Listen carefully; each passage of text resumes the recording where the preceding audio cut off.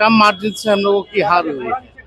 अगले बेलागंज और रामगढ़ की धरती को उजाड़ के रख दिया है। ऐसा लगता है कि पूरी तरह से तेजस्वी यादव का जंगल राज खत्म हो गया है। तेजस्वी का जो पकड़ था कहीं ना कहीं बेलागंज और रामगढ़ में, ऐसा लगता है कि उसको उखाड़ करके एनडीए ने फेंक दिया। और नीतीश कुमार यही चाहते थे कि अब दिखा देंगे, तू जिस तरह से बोलता था हम उस तरह से लड़ेंगे और इस बार कुछ अलग करके दिखाएंगे। और उनकी ही धरती पर, उनके ही जगह पर जो 34 साल से बेलागंज की सीट पर कब्जा किए हुए था, आरजेडी का सुपड़ा पूरी तरह से साफ हो गया। इससे पूरी मानसिकता क्लियर हो जाती है कि अब बिहार में कोई भी उम्मीद नहीं है। जो सपना कहीं ना कहीं तेजस्वी देख रहे थे कि इस उपचुनाव में हम जिस तरह से जीतेंगे और जिस तरह से वो काम भी कर रहे थे और दिख रहा था प्रचंड भीड़ और सपोर्ट, वो सारा सिर्फ दिखावा ही रह गया, वो माया का जाल ही रह गया।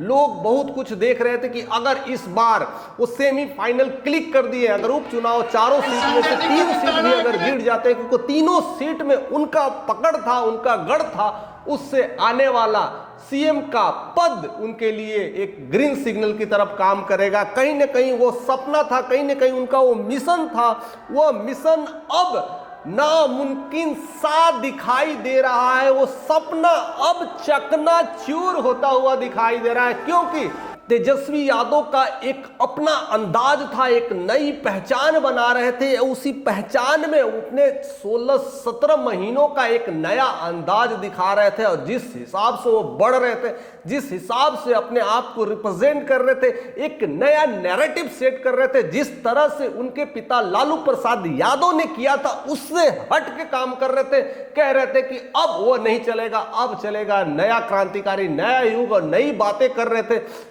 बट वो कहीं ना कहीं बिहार में फीका नजर आया और बिहार के लोगों ने उन्हें यह बतला दिया, अब वह जता दिया कि अभी रुक जाइए, इस बार नहीं अगली बार देंगे मौका। इस बार तो हम तेजस्वी को जो हम दे रहे थे अब वो नहीं दे पाएंगे, क्योंकि अब आ गए हैं चिराग पासवान। और कहीं ना कहीं चिराग पासवान का जलवा की वजह से और जिस तरह से नीतीश कुमार का जलवा है, ये सब सारे जो जलवा दोनों मिलकर के जो दिखा रहे हैं, कहीं ना कहीं अपना प्रचंड बहुमत को लॉन्च कर रहे हैं, अपनी नई नई जो कहते हैं चेंजेस ला रहे हैं और नए नए डेवलपमेंट का जिस तरह से शुरुआत कर दी है, उसमें लगता है कि अब आरजेडी का पूरा पत्ता साफ होने वाला है। अपने ही गढ़ से हारना इस बात का इंडिकेट कर देता है कि 34 साल से बेलागंज के जो सीट था, कहीं ना कहीं मनोरमा देवी ने उन्हें छीन लिया, देखते ही पलक लपकते ही उन्हें गायब कर दिया।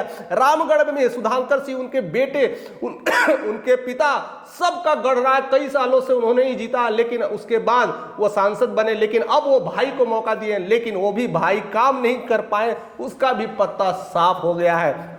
बाकी तो आप जानते हैं तरारी में जिस तरह से चिराग पासवान की आप देखबे न किए भाई, चिराग पासवान भी लोगों ने उनका स्वागत किया था, उसी दिन पता चल गया था कि अब एक कांटे की टक्कर होने वाली है। लेकिन वो कांटे की टक्कर भी कुछ ही घंटों में साफ हो गया था कि अब वह सारा सीट गया।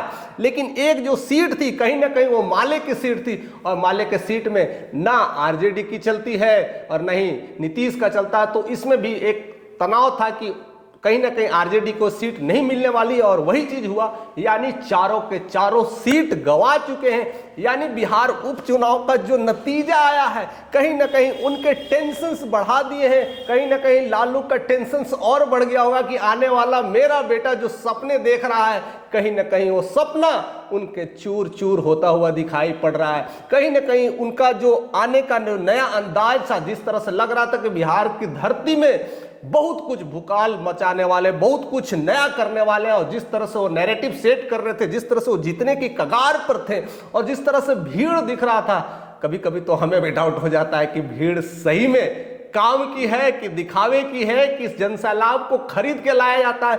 ये सब बहुत सारी आने वाली जो चुनौतियां हैं बनने वाली है। लेकिन बहरहाल अब जो 8 महीने बच गए हैं बिहार में, जो असली खेल होने वाला है, 8 महीने बस बचे हैं। 8 महीनों में इस 4 जो सीटें को लेकर के भी बहुत कुछ खींचातानी चलती रहेगी। हम इस पे स्पेशल वीडियोस भी लाएंगे, डिटेल स्टडी लाएंगे कि क्यों हारी है, क्योंकि 4 जो सीट था उनका अपना सीट था। अगर अपने घर से कोई हार जाता है, अपने घर से किसी को बेदखल कर दिया जाता है, तो इंसान समझ जाता है कि मेरा यहाँ पूछ नहीं है, अब यहाँ रहने से कोई फायदा नहीं है। उसे घर वापसी करना कितना मुश्किल होता है, हर कोई समझता है, हर परिवार के लोग समझता है। अगर आप घर के मुखिया को बेदखल कर दे जाए किसी वजह से, चाहे आपकी अर्निंग नहीं हो, अगर बेदखल कर दिया जाए, तो क्या उस समय का माहौल होता है, किस तरह का टेंशन होता है। वही टेंशन अब कहीं ना कहीं उनमें दिख रहा है, तेजस्वी यादव में दिख रहा है। कहीं ना कहीं उनके भाई जो तेज प्रताप थे वो लग रहे थे कि आगे आ पाएंगे, लीड कर पाएंगे, क्योंकि वो अपनी पारी अच्छा खेल रहे थे। लेकिन कहीं ना कहीं वो भी फिसलता हुआ दिखाई पड़ रहा है। अब वो जितना जो नारे थे, कहीं ना कहीं जय श्री राम के जो नारे लग रहे थे, कहीं ना कहीं महाकाल के नारे लग रहे थे, कहीं ना कहीं जय बजरंग बली, जय हनुमान, जय महाकाल, जय भोलेनाथ, जितना भी था नारे, सब के सब फेल होता हुआ दिखाई पड़ रहा था। क्योंकि राम को पता है, अयोध्या को पता है कि जिस दिन आप अयोध्या का जब शिलान्यास हो रहा था, उस दिन आप राम के नाम को लेकर के विवाद खड़ा कर रहे। तुम तो धोखेबाज हो। यह बिहार की जनता ने दिखा दिया है और बतला दिया है। इसलिए कहीं ना कहीं यह टेंशन बढ़ता हुआ दिखाई पड़ रहा है और उसका नतीजा यही है कि 4 सीट गंवा चुके हैं।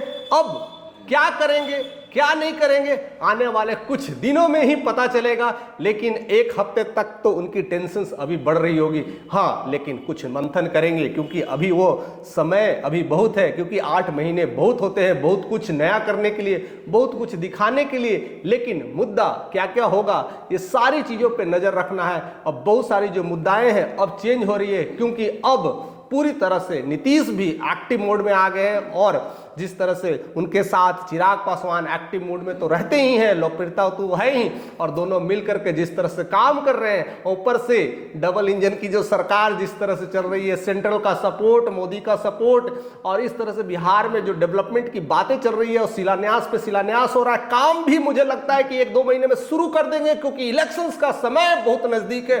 8 महीनों में कुछ नए चमत्कार करने वाले, नई चेंजेस होने वाला है। उसमें साफ साफ क्लियर हो गया है कि अब जो सपना कहीं ना कहीं तेजस्वी यादव देख करके बैठे थे, वो कुर्सी कहीं ना कहीं उनके नजर में था, वो कुर्सी धुंधली दिखाई पड़ रही होगी। फिलहाल आप उनके बारे में क्या सोचते हैं, क्या आपके मन में कौन सी विचारें कौंध रही है? लगता है कि अब कुछ उलटफेर हो सकता है? अगर हो सकता है तो जिस तरह से 4 सीट गंवा चुके हैं, बेलागंज गंवा चुके हैं, इमामगंज गंवा चुके हैं, तरारी, रामगढ़ सब गंवा चुके हैं, जो अपना गढ़ था उसको भी गंवा चुके हैं, तो क्या होने वाला है? आप अपने कमेंट के माध्यम से हम लोगों तक शेयर करते रहिए, पहुंचाते रहिए, और यही बातें आगे तक पहुंचती ही रहती है। और अगर चैनल पे नए हैं तो सब्सक्राइब करना ना भूलें। ऐसे ही हमारे साथ बने रहें, क्योंकि हम ऐसे ही सौगात, ऐसे नए वीडियोस आप तक पहुंचाते रहेंगे।